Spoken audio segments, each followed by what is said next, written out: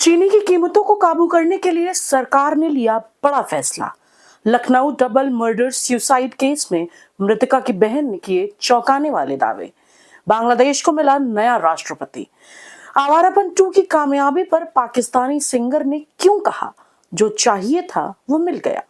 और महिला hockey world cup में इंग्लैंड को रोककर टीम इंडिया ने कैसे बनाई अगले दौर में जगह।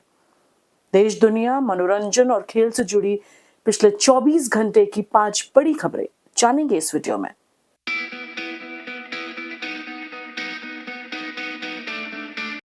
सबसे पहले बात चीनी की कीमतों से जुड़ी एक बड़ी खबर की।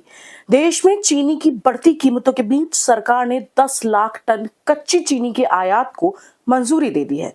खास बात यह है कि इस चीनी पर कोई इंपोर्ट ड्यूटी यानी आयात शुल्क नहीं लगेगा।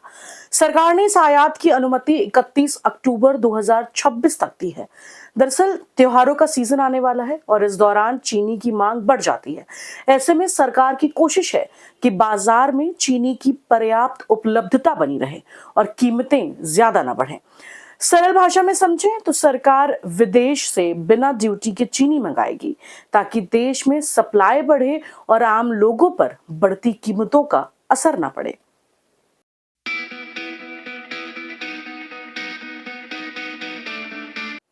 अब बात उत्तर प्रदेश की राजधानी लखनऊ के उस सनसनीखेज मामले की जिसने पूरे शहर को हिला दिया है।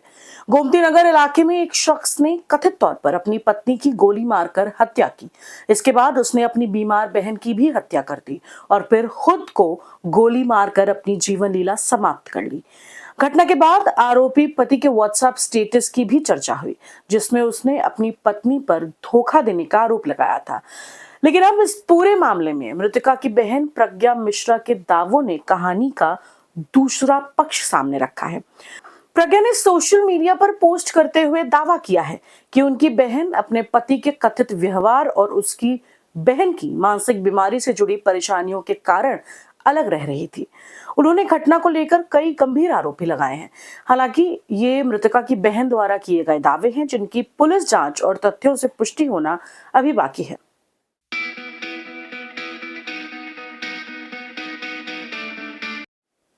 बड़ी खबर अब पड़ोसी देश बांग्लादेश की। बांग्लादेश ने मिर्जा फखरुल इस्लाम आलमगीर को देश का नया राष्ट्रपति चुन लिया है। वो बांग्लादेश नेशनल पार्टी यानी बीएनपी के नेता हैं। राष्ट्रपति चुनाव में आलमगीर को 255 वोट मिले जबकि उनके सामने खड़े ओली अहमद को सिर्फ 88 वोट मिले। खास बात यह है कि बांग्लादेश में करीब 35 साल बाद राष्ट्रपति पद के लिए ऐसा चुनावी मुकाबला देखने को मिला जिसमें एक से ज्यादा उम्मीदवार मैदान में थे। आलमगीर अब बांग्लादेश के 23वें राष्ट्रपति होंगे। यानी बांग्लादेश की राजनीति में ये चुनाव इसलिए भी महत्वपूर्ण है क्योंकि लंबे समय बाद राष्ट्रपति पद के लिए मुकाबला देखने को मिला और अब देश को नया राष्ट्रपति मिल चुका है।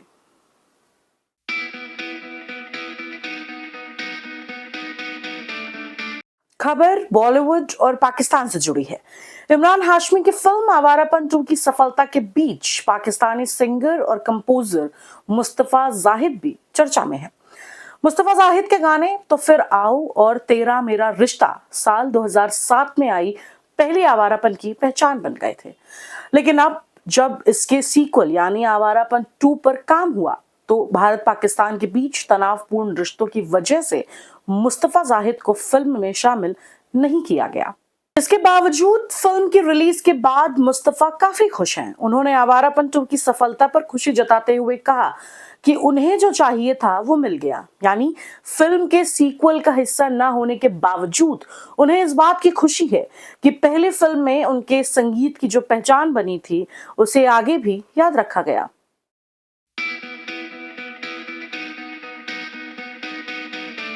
और अब आखिरी खबर खेल जगत से। महिला हॉकी वर्ल्ड कप 2026 में भारत और इंग्लैंड के बीच मुकाबला ड्रॉ रहा।